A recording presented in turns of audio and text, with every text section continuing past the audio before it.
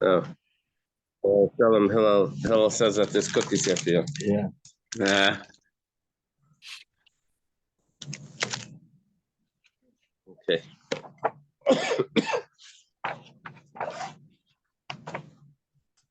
Okay, we're going to start on the bottom of Peyam at base, very last few words of 80b. Thank Hashem that we're able to learn Torah every day. In the course of our learning, we should have some English immediately. Also, a memory of Sahava Golda Bas Baruch Binyamin. Okay, so we'll start over here. Tana Rabbanan.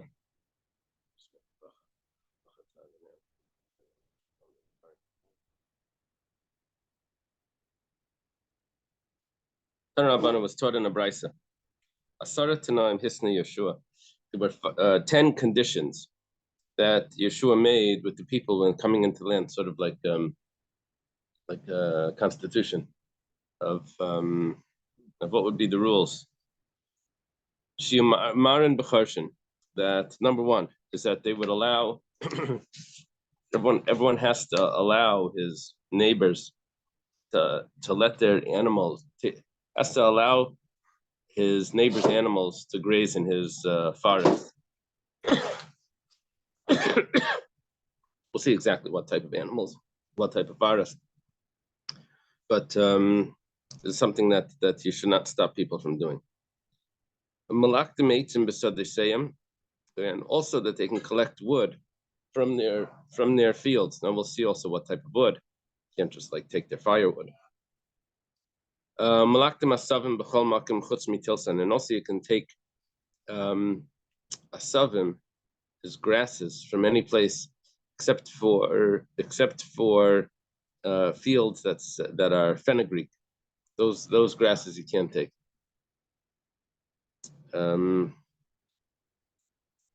This would be for animal food. Yeah, it's a spice. Oh, where's David? David, where are you now?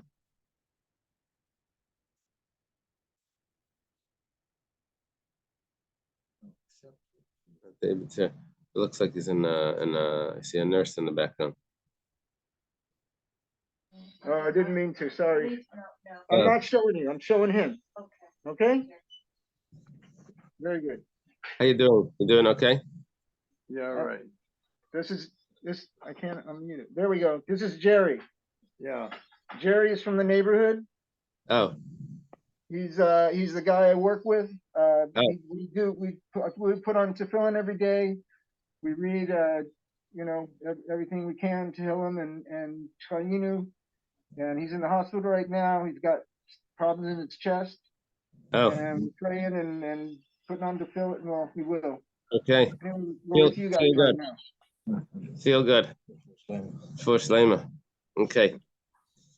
So we're learning here the 10 things 10 conditions that Yeshua made with the people, what Joshua made with the people when they were coming into the land of Israel, how they should behave with each other. Like, let me mute because I'm hearing some background noise. Okay.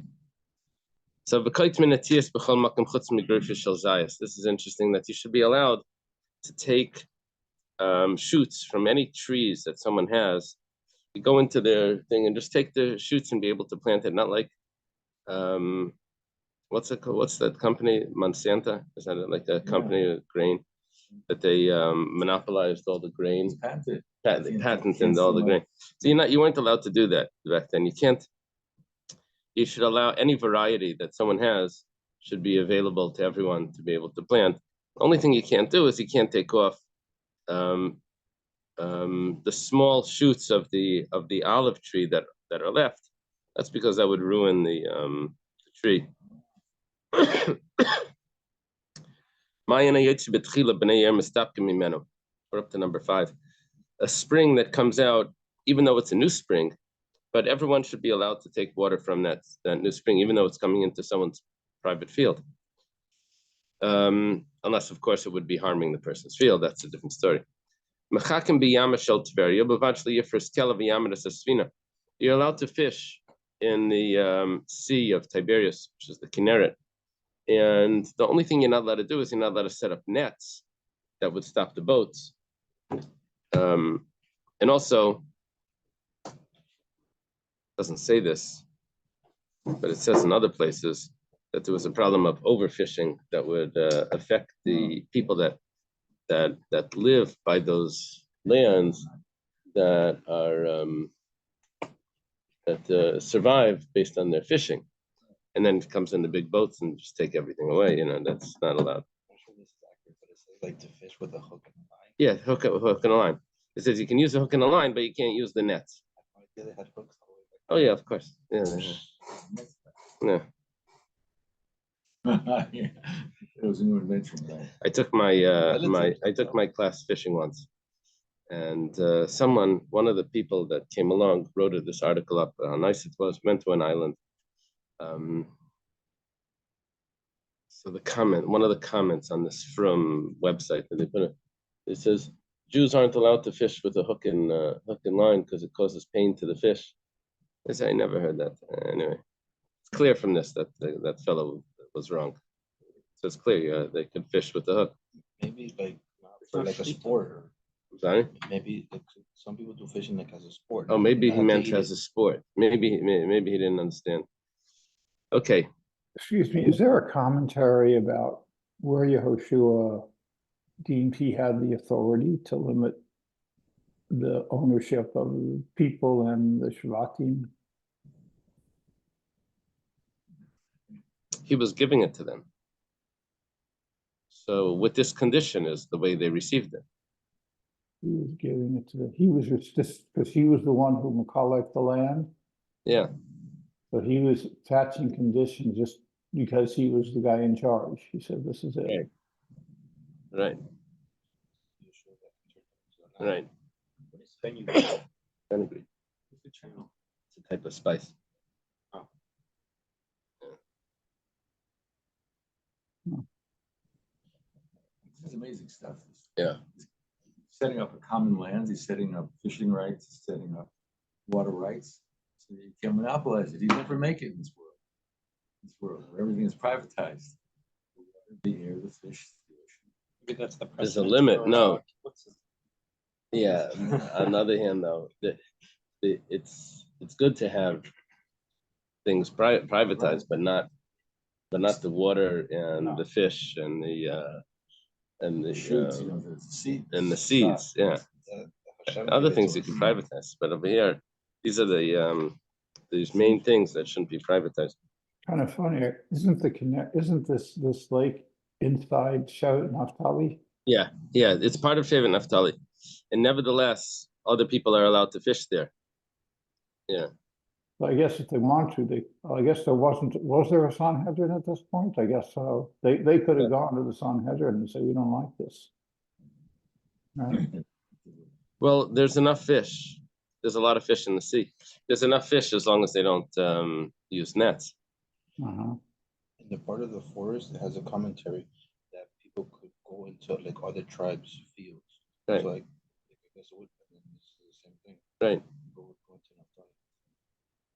So another point here, someone can relieve himself by a fence, even if that field is filled with saffron, which is a very expensive spice, and it has a smell, a fine, fragrance. And nevertheless, the person is allowed to relieve himself. The Gemara is going to explain that. It's actually what it really means is that he's allowed to use stones, but that was the old-fashioned toilet paper, and from the walls that were around those fields. Now,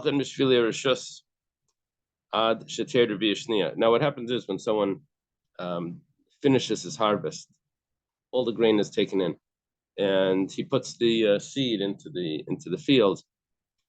It doesn't need much maintenance right now. You can walk on it. It didn't start growing yet. When it starts growing and then it needs more maintenance, it needs to be more protection. That's after the second rain. But from the time that he harvests his grain until the second rain, he should allow people to walk through there for shortcuts.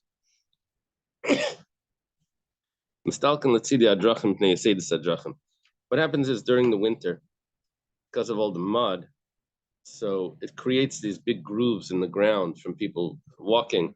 And then in the summer, it hardens, and it's very difficult to walk over this, like waves in the ground. So what you'd be allowed to do is you'd be allowed to walk along the side, where like on the edge of people's fields, to avoid all of those dips and protrusions from the ground. So you're allowed to do that. Sort of like, I think if there's no sidewalks, I think you get 6 feet in to walk. Can you know that? I think if you're allowed to walk on people's properties up to 6 feet, if there's no sidewalks. Yeah, like in Muncie years ago. I don't know if there's sidewalks today, but I remember there were no sidewalks. And you'd have to walk on people's grass, on people's field. If you wanted to be safe, that is.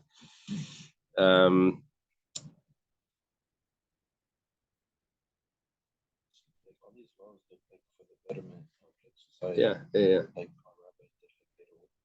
Right. And now, Vataya ben Akramim, someone that's lost by the vineyards, he's allowed to cut his way free out of the thicket. Somehow he's lost, but he has a big machete, and he just cuts his way through, even though he's cutting grapevines. He's allowed to do that. It's the vines, but he gets out. We're not talking about young vines. We're talking about the vines that have grown so much that he can't even, can't get by. Okay. And finally, excuse me.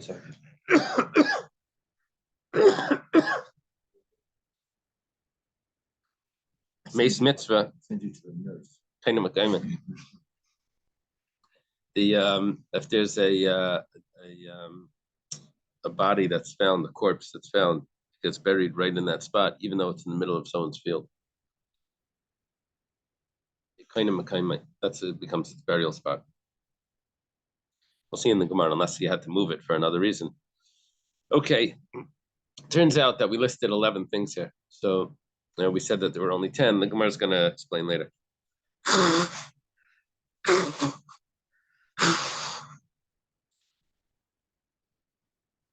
Okay, this was a brisa.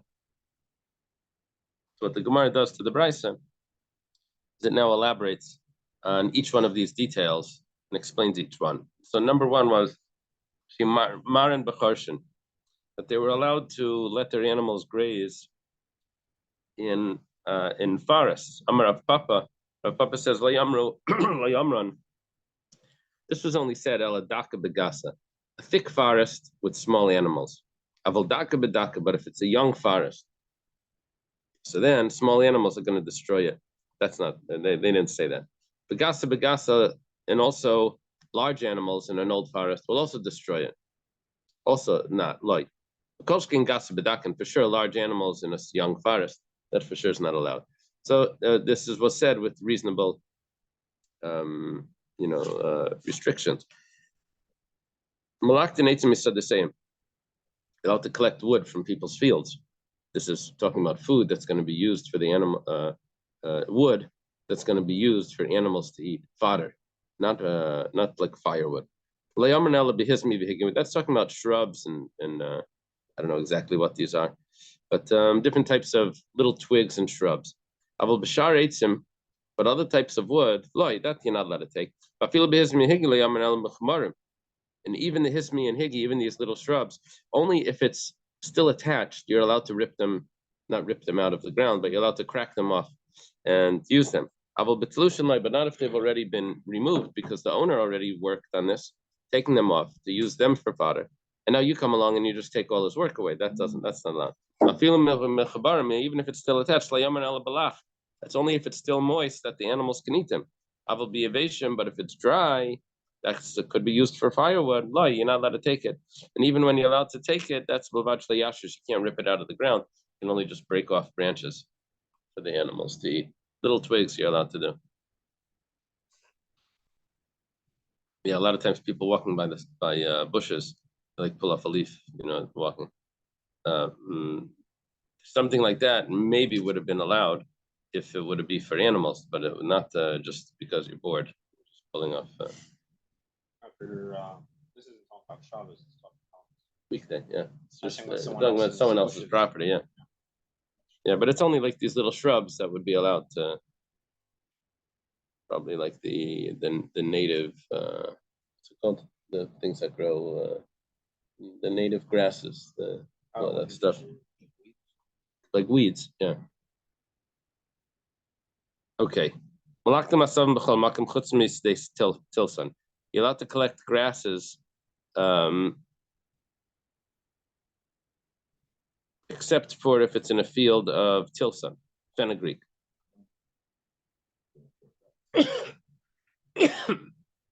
Lememra, is this to say the tilson mal seven, that the grasses are good for the fenugreek? That's what it sounds like. That's why you're not allowed to take it. But we have a contradiction. It says tilson she'alsa mini asavim that if someone had grasses, you see, you're not allowed to plant two species together in the land of Israel. It's a forbidden mixture, kalayim. But if someone had grasses that are growing together with the fenugreek, we say that it's actually not a problem because we know that you're going to uproot it anyway because you don't want those grasses there. How do you grow these two species together? Do you just plant two different seeds right next to each other? Is that? Yeah, it's probably just growing wild. It's not graft. No, grafting is something else. This is just, it's growing next to it. And synergy. That there's certain plants that really do well together. Right. Saying you can't do that deliberately. You can't have, because that's Deliberately. Unless Who it's a knows wild what else plant. is in the ground? Right. Right. Other things that- You're supposed to take them out. It's part of farming is to take away the weeds. Sometimes they plant the nitrogen fixing at the root of another tree to help that tree grow. Would that be kalayim? Like legumes they Yeah. put in. In Israel, that would be a problem. Here, And over here, it's not a problem. sometimes have a vine that would go around the banana tree. You get a fruit off the vine. Instead of putting Right. You said we should have.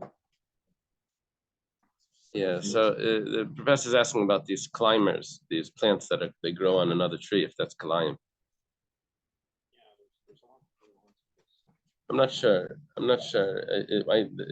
That's how it grows. I mean, like these vanilla bean, I think grows up like some other trees. The vanilla bean. Yeah. I don't know. Is it an issue that they grow together or that they might mix and create another fruit? It's like getting nourishment one from another. Yeah. That's the prohibition. Yeah. It's planted too close. That's roots. That's going to intermingle. Okay. So here it seems like grass is not good for the fenugreek. And before we learned that grass is good for the fenugreek. So the Gemara answers, Amar of Yirmiyah, Rav Yirmiyah says, it depends why you planted the fenugreek. If you planted the fenugreek to get the seeds of the fenugreek, that's what it's normally used. There are fenugreek seeds in the spice shop. So then the grasses are not good. Takes away from that production. Kan lazirin, but if you wanted the stalks, then it's better. It says like this: Lazera kashala asavim. If you wanted the seeds, then the grasses are not good. It weakens it. But lazirin, but if you wanted the stalks, malala the chikami b'nei asavim mirkava, because when these grasses are next to the when the fenugreek is next to the grasses, it climbs on it. It makes the stalks grow taller and. So if you wanted the stalks, so then the grasses would be good, and that's why in that Mishnah, right? In that Mishnah, it said that you don't have to remove the grasses. No, in that Mishnah, it was talking about that you're anyways going to remove the grasses because you planted it for the seeds. But over here, we're talking about where you wanted it for the stalks, and that's why you have to let the grasses stay there. Why isn't it kalayim? I don't know. It's wild. Wild vegetation.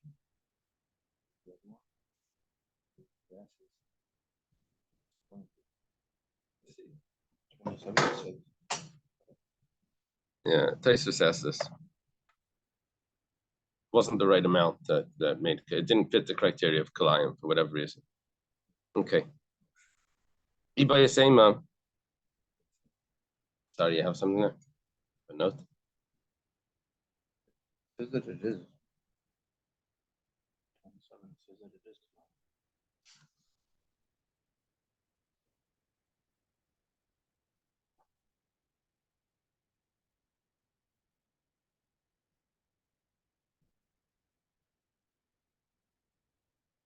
So, no, Taisus asks, if in such a case it is beneficial and desirable for the grass to grow along, then apparently there exists an ongoing violation of prohibition against maintaining kalayim. Why does the Brisa prohibit the public to collect the grasses? It'd be helping the person not have kalayim. Fenugreek, okay, so the Gemara says, kalayim exists. So Taisus explains, kalayim exists in a field only when the diverse type of seed accounts for 1/24 or more of the mixture. However, the Mishnah permits the farmer to remedy that situation by simply removing some of the diverse seeds. The ratio is less than 1/24. Yeah, no 30. No 30 was the Taisus. Kalayim or forbidden mixtures. Forbidden mixtures, yeah. That's not just with plants, it's also with animals. Yeah, Also with, exactly. what Right, you wear, trees, right, shatnez. Okay, now the Gemara says we're talking about the we're talking about Iba Yasema, but we have another terrace. We're talking about the fenugreek. Right. It says kan ladam kan behema. Depends who's planting it for human food or for animals. Even the behema, if it's for the animals, the desara, that's why he planted it. Then he needs the grasses as well, because the animals are not particular about which spices they mix together. They'll eat all the spices, all the grasses, and with the fenugreek. So what you're pulling out, you're taking those grasses. That's the guy's animal food. Talking about when you're taking it out from other fields, tomatoes, whatever. Those grasses you can take. But how do you know why you planted it? If he made it into rows, then it's for human consumption. If he didn't make it into rows, then he made it for animal consumption. What's that? Those people that they grow like their whole everything all in one thing. They go. Yeah. What's it called? Food forest. These food forests. Everything. This potatoes on the floor and there's things on the hanging down. Near 6th Avenue, he has his property is like a vegetable garden. Oh yeah. Yeah, it's all fun. Wow. So in Eretz Israel, that's a problem, but here there's no problem with kalayim. Right. Because there's a big, they don't like that kind of the messed up fields. That's Who doesn't like it? professional gardeners. Oh. This is for this and this is for that. It's got to look pretty. Yeah. But if it's a real food forest, then you find things that really thrive because they have a synergy. And so it's a new kind of agriculture. They try. Interesting. So like native stuff. And the Indians knew all this because they would grow things on stuff. Wow. So the only thing like this would be we have feed corn and sweet corn. Feed corn is only for animals. It's very thick things. So even if you stole one of those, you couldn't eat it because it's only bred for that. So that's like this kind of fenugreek for human consumption or non-human. Exactly. Next thing is kaitmin netia b'chol makim chutz migrei shel zayis. You're allowed to cut any sort of shoots to plant it, except if it's a shoot from a olive tree.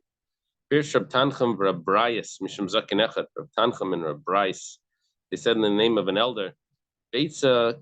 I'm sorry, zayis kebeitza.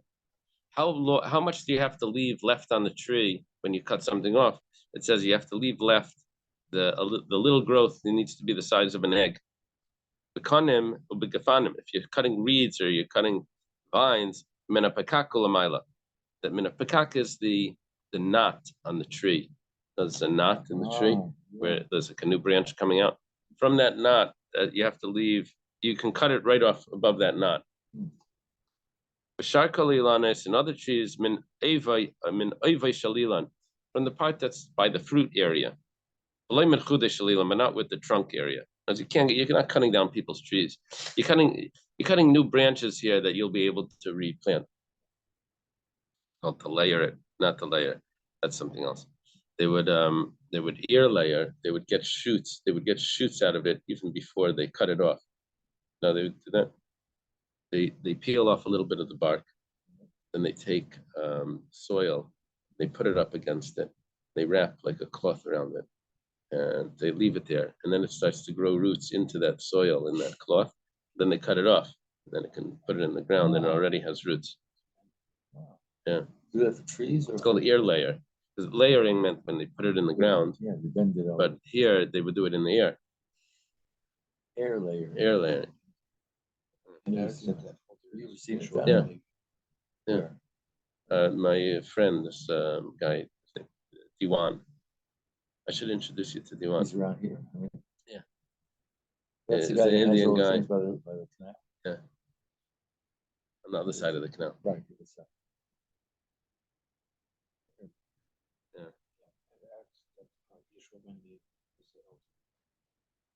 Oh, okay, that makes sense. We're gonna get to hopefully that today. Yeah. Okay. Hillel said that we're gonna see later that it's this elder here is Rabbi Shua ben Levi. We'll get to that. Hopefully. certain elders. Certain elder. Min chadash, it has to be from a new branch that you're allowed to take. Sheinai seperis, that's not giving off fruits yet, because otherwise you're taking the guy's fruits. Min yashan, not from the older branches. Sheinai seperis, that's giving fruits. That wouldn't be right to cut that. Makam sheinai rayacham, also you should take from the part that's not seeing the sun. That means from the thick. Min makam shirayacham. Not from the place that's seeing the sun, because that would have a lot of fruits. That would be a good part of the tree. Shenemar, Imeged Tzvur Shemesh, the delicacies that are produce of the sun. The sun produces its delicacies. When they trim the trees, they try to make it into like a donut shape. You know, the canopy. So they cut out the middle, well, not the leader branch, but so that you get the sun on as much surface as possible. Mayana Yaitse, I said donut, it's confusing. A bagel, not a donut. A donut is, people think of the chocolate on the top, the jelly inside. No, I'm not talking about that. I'm talking about the old-fashioned donuts. Mayana Yaitse Tchila, B'nei Mistaptim Mimeno. The spring that comes out, even though it just came out now and it wasn't there when Yeshua ben Nun gave us the land, nevertheless, there's a condition that people can take from that water. Amarabba bar Bar Huna, that's interesting. Amarabba bar Rav Huna, it's not bar Rav Huna. This is Rav Huna's son, Rabba. Not the regular Rabba, that's Rabba bar Nachmani. He says, V'naisim leidamim. He says, I know you're taking water from someone's field, you have to pay for it. You're allowed to take it, but you have to pay for it. There's a little pushka there where you have to put in the thing. But we don't pass like that. You actually don't have to pay for it. Okay. We're not talking about springs that were dug by the owner. If it was dug by the owner, then it belongs to the owner. We're talking about here when it just came out naturally. Yeah. Mechakin biyama shel Tveria, you can use a hook in the Sea of Tveria, in the Kinneret. But you can't spread out the nets biyama desasfina and block boats. But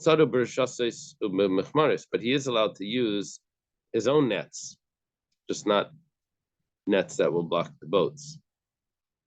I guess they would throw in like a net and lift it up. The word fence, he translates that. It's not more like you could go through they build a fence, and the Gra takes this out. Yeah. just go through it, they can't come back. Oh, So it's like you captured them in a pool, uh-huh. and then you could harvest them. But a boat comes and get it. So he used the word fence rather than net. Uh-huh. They actually that the people from Naphtali were allowed to use that. Oh, isn't that interesting? Hill's saying that there's a note that what is it from? Who says that? Number 4. That Naphtali themselves were allowed to use nets.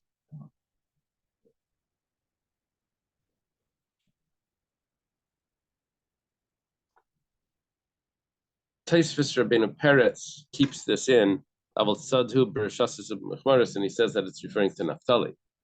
They were allowed to use the nets. Yeah. See that? Go ahead. Does anybody know whether these kind of land use restrictions were common in the ancient world, or was this, unique to the Jews? That's a good question. That's a good question. I don't even know where to look that up. That would be something like these historians that would, I don't know, I'm not sure. I don't even know how to find that.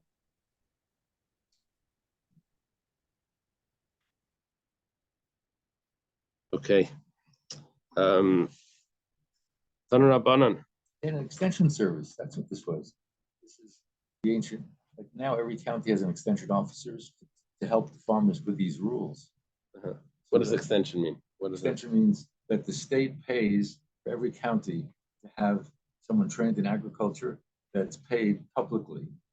He goes around and tries to help each farmer keep rules and also to improve their yields. So building it into. Right. So Taner Rabbanan Berishen is Nishvatim Zem Zeh Shlayifris Kliya B'Yamin Asasfina Avtzad Bereshasas B'Chmaris. There's a brisa that was taught Tosefta that the Shvatim actually made this deal with each other that they won't block the boats. But I guess this would be referring to Naphtali. But Naphtali was allowed to use nets. Taner Rabbanan started in a brisa. Yamashal Tveri Bechalka Shel Naphtali Isa. The Sea of Tveria, which is the Kinneret, belonged to Naphtali. That was in his area.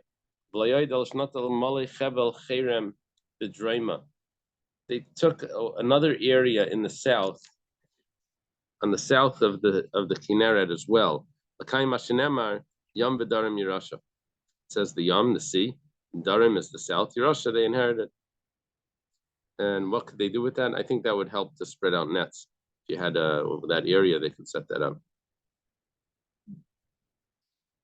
Okay. Yeah, if you own the sea, you're going to make sure that you don't overfish. That's your area. It's the other people that come in that have no. They just want to make a quick. Is there a overfishing problem in the canal? Like where do the fish I don't know. I don't know what's there now. I don't know. I don't see level. Water level goes up and down. Schmidt here. I mean, you can't fish in Schmidt. You can. You can? Yeah. But you can't fish on Shabbos. No. So the fish get arrested. Yeah. Interesting. Tanya Reb Shimon ben Elazar Eimer. We have a brisa. Reb Shimon ben Elazar is a student of Reb Meir. He taught. Says if there was some sort of war and there's spoils, so if there's things that are not attached to the ground that are in the mountains, anyone can come and take that, even though those mountains belong to one of the tribes. But if it's attached to the ground, then then it can't take it. It belongs to that tribe.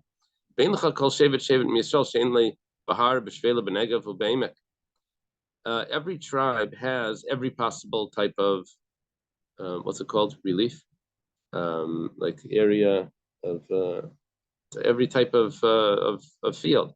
They have mountains, they have valleys, and they have Negev is like just flat fields, like Beimek, and they have and valleys also. It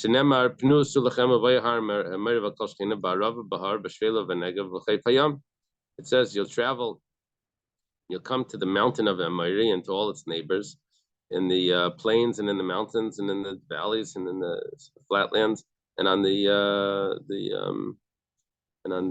beaches. The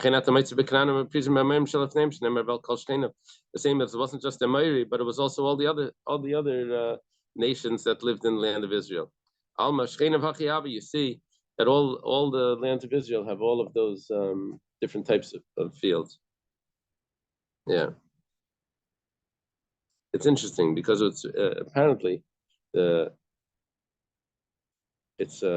terrain in Israel is not the best for farming, but nevertheless the fruits are incredible. But it takes a lot of effort to get things to grow. You say not the best for farming by modern methods or by? Yeah, I think like it's a lot of rocky areas, and you get good fruit from it. But you do get good fruit from it. Yeah, that's the intent. Uh-huh. See, the modern farmer, he looks at the rocky area, he goes around it, he leaves it. Right. He regards that as wasteland, so he wants to remove it. So that the machines could go and not bother with it. But this is saying the land is intentionally made high and low and right. sinkholes and Uh-huh. stuff. Someone told me the reason why organic fruit tastes better. Why? Besides in the mind, because you paid a lot for it, but if it actually tastes better, so the reason is because it's a lot harder for it. The fruit itself has to work harder to grow. So it's sort of like if the example the guy gave to me. It says people are much more interesting if they've had suffering in their life. But the kid that just ate chocolate, the rich kid, chocolatnik, it says it's so boring. There's no personality. It says, but those fruits that they didn't have had to fight on their own to, so then they're much tastier. That was his example. Anyway, so niftan lachera together. A person can relieve himself behind the fence. I feel even if there is saffron in that field. Ravacha Bar Yaakov says, what we're really discussing over here is that he's taking out of the fence, he said behind the fence, we're really talking about that he's taking behind the fence a rock to be able to clean himself. That would be the old toilet paper. Rav Chisda says you're even allowed to do this on Shabbos, even though usually rocks are muksa. And officially you're supposed to designate rocks beforehand. But the person is allowed to, because of kavod abrius, so that you shouldn't smell or soil his clothing, he's allowed to use a rock on Shabbos. Marzutra Chasida Shakala Mahadra, Marzutra Chasida would take a rock from the wall, put it back in, Amalei Lashame, and then he would tell to his shamish, his servant, Lamachar probably, maybe, Zil Sharki, go and plaster it over to fix up the wall, because he took a piece out of the wall. Malchin Bishvili Rishus Hashater V'Yashnia. You're allowed to walk on the fields, on the edges of the fields, until the second rain comes, because you're not ruining anything in the fields when you're doing that. Because even though it's already been planted, but stepping on it doesn't hurt the plants because it hasn't started growing yet. Rapapa says, but in Bavel, afilu tal kashila, just the fact that it was dew the night before, and when you step on it, you're going to be pressing down onto it's going to soften all the soil. That dew, it's going to be problematic. So it doesn't apply to in Bavel. It was only in Israel where the land was more rocky. And if there was dew or something like that, you don't really sink into the ground and ruin the seeds that were planted. You're allowed to go to the sides of the road to walk, because in the roads itself they have like these pegs that are there. It's not really pegs, but it's like waves of hardened soil, hardened mud. Amar, what happened over here? Shmuel Rav Yehuda Abishakli Vazi Borcha. Shmuel and Rav Yehuda is a student of Shmuel. They were going on the road. Shmuel went to the side of the road to walk. It's hard to walk in the middle over there because it was hardened mud. Holy. Amalei Rav Yehuda says to him, does this apply even to Bavel? I say it applies even to Chutz La'aretz. It always applies. All of these laws. For sure, it applies to Bavel.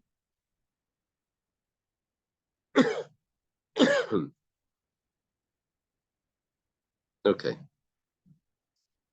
Rebbe and Reb Chia is a student of Rebbe. They were on the road. But they drove on the side of the road, on the shoulder.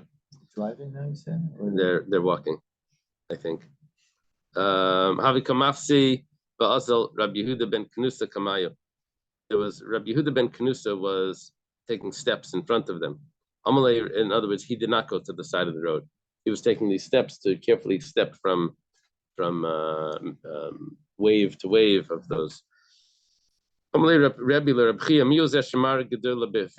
that person that's showing how great he is in front of us? In other words, that he doesn't want to be from. I'm sorry, he wants to be more from and not walk on the side. He's showing like how holy he is. Amalei Reb Chia, Shem Rabbi Yehuda ben Knusa Talmidi. Who? Does it say Talmidi?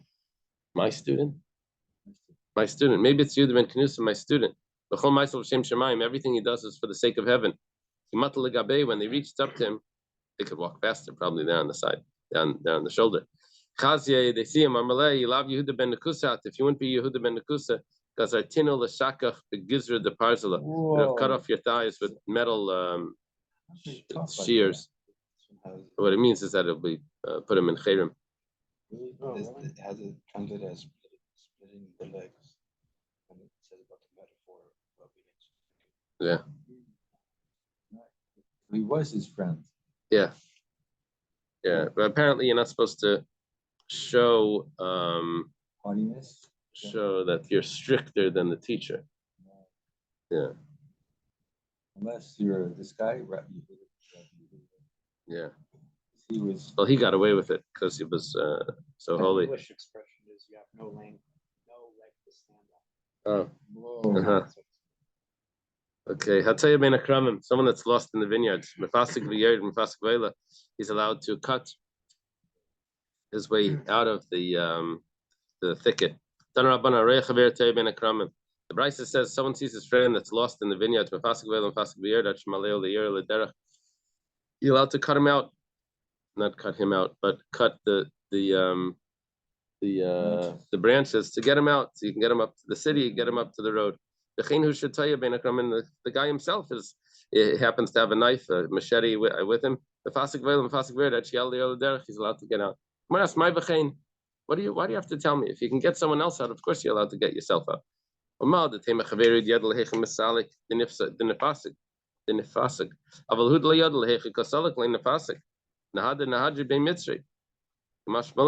he's allowed to. Okay, but this means it's like this: when there's someone on the side that's helping the other person get out, so he knows what he's cutting, and he knows that if he cuts over here, he's going to be able to get through it, and he's going to be able to get out.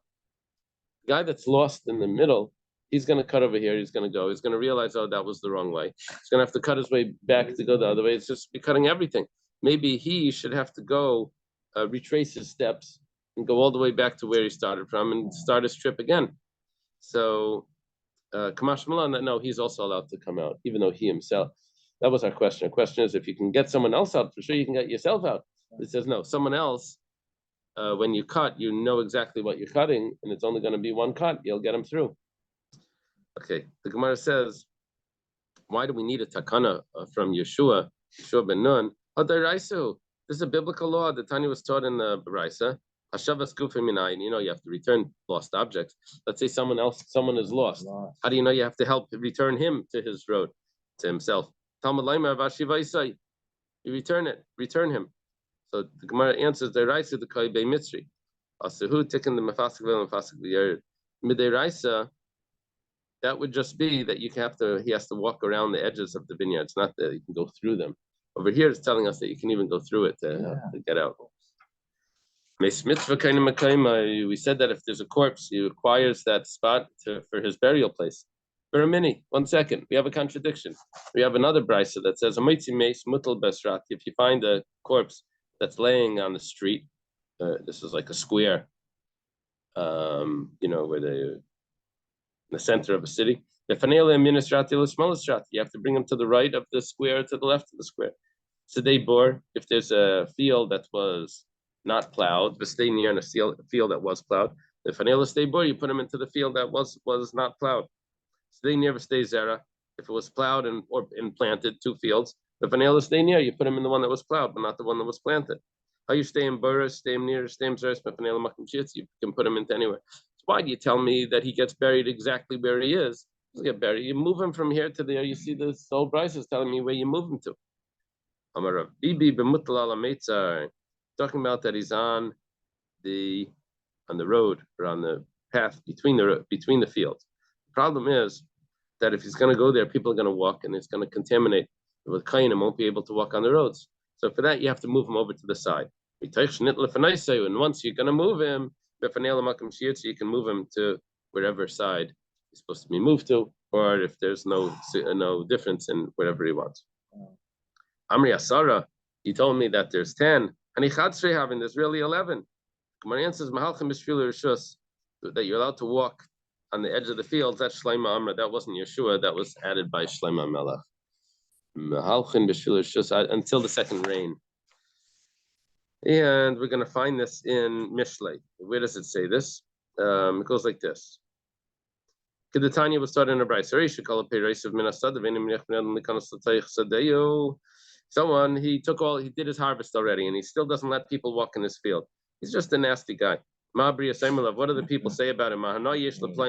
What benefit does he have from doing that? He doesn't lose anything. What are the people damaging him? Just let them walk. Regarding him, he says,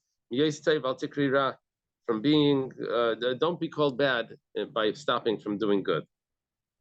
Who made up that pasuk? Does it really say that? It says something similar. And it has a similar pasuk. In Mishlei it says, "Al timna teiv mi balav." Don't withhold good from the recipient. If you have the power to do it, you have the power to do good, then don't. Okay, let's leave it over here. We're supposed to behave that. Yeah. Thank you. Okay. Have a good day. So was that last quote from Mishlei, is that specific, or is it giving the general See you later. basis for all these tikanas of Yehoshua? I think it was specific for that one where people, specifically for when there's no problem with people walking on the field, you shouldn't block them. Parking on your swale. They do. They put all kinds of things, trees and stuff. Is Mishlei just another word for No, Mishlei is Proverbs. It's written by Shlomo. That's why we're saying it's Shlomo Melech, because we have found the verse in Mishlei that Shlomo Melech wrote. Do we have the same tradition about Yeshua as we have about Moshe, that all of his tikanas were divinely inspired? Oh, that's a good question. Let's wait till tomorrow. The Gemara goes on to Moshe. Let's okay. Rabbi Smith, thank you.